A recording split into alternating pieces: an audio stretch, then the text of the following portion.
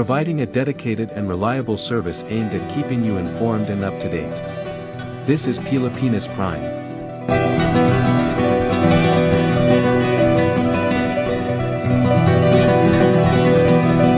Na matulungan Yeah, I sila. remember we were promised na 8 to 10 months for the delivery.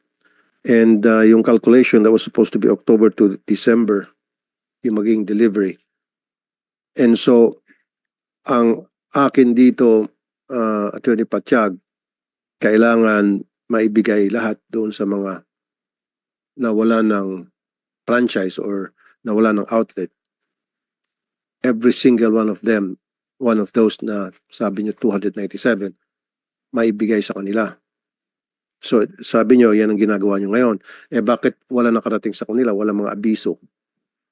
I understand, Mr. Chair, out of the 273, exactly 273. 273 po. 273. Out Okay. of which 207 were actually issued the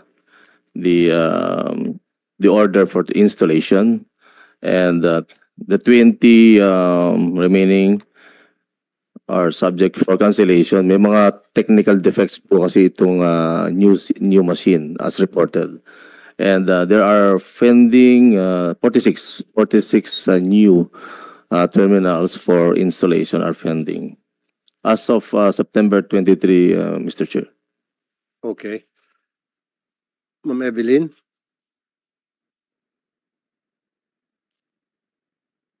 Satisfied ka dun sa sinasabi? Sana nga po magkaroon na sila ng mga machine kasi magwa 1 year na po sa October 1 na wala po silang income. Marami pa hong nawalan ng trabaho. Kahit ako nga rin po na terminate din. So kailan talaga, Attorney Pachag, may gagaranti ninyo na may dideliver na po yung mga new machines dun sa mga dating lotto operators na nawalan ng pwesto? Nawalan ng Mr. Chair, as mentioned earlier in the past, the new contract for the so-called PLS, Philippine Lottery System, has a maximum of 6,500. Tama po ba? Sa gaming po. And as reported also, yung minention ko po kanina, 6,097 ay nag-ooperate, and ito pong 273 nga yung forthcoming for installation, or 207 have already been installed with machines. Kaya yung difference po dito as per information, may mga defective terminals. So yun po yung nako-communicate as per our gaming sector, in charge po doon sa aming terminals, doon po sa provider namin ng machine. Ma'am Evelyn, nasabi niyo po sa staff namin na nakakatanggap ka ng death threat. Andito ba yung nagbibigay siya ng death threat? Tingnan mo mga mukha nila. Andito. Well, not really coming from the PCSO pero ano po, syempre I fear for my life also kasi I come here to help the 2,000 lotto agents po, and nagpa-blatter na po ako na baka nga something might happen to me kung sakaling kasi nga I was not really expecting na magkakaroon pa po ulit ng committee hearing, I mean about dito sa problema po namin. So Ano pong sinasabi sa death threat? wala po, na mag-iingat po ako. Mag-iingat po ako sa pagpunta ng Senado. Mag-ingat. So alam nitong nagbigay ng death threat na magkakaroon tayo ng hearing. Opo. Nung po nung pong bago po kayo nagpatawag ulit ng hearing. Nung September 12. Tapos po na move po sa September 18, di po pa bago ho ngayon today. Okay. I will coordinate with the PNP, COMSEC.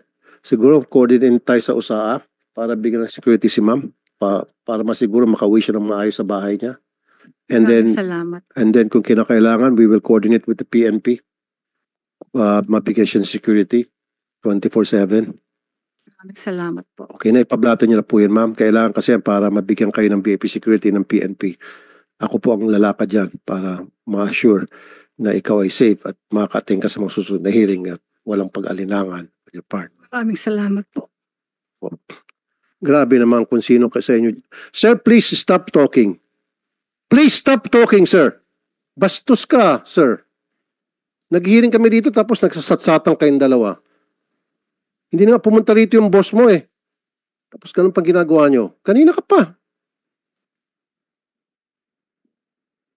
Huwag ganon.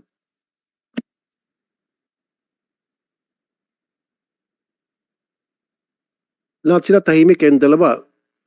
Kwentuhan kayo ng kwentuhan. Parang binabaliwala niyo itong hearing na to. Anong pinagmamalaki niyo? Wala, Mr. Chair. Wala po. I'm sorry, Mr. Chair. Kung hindi, ikukontempt kita. I'm sorry, Mr. Chair. My Don't apologies. do that again.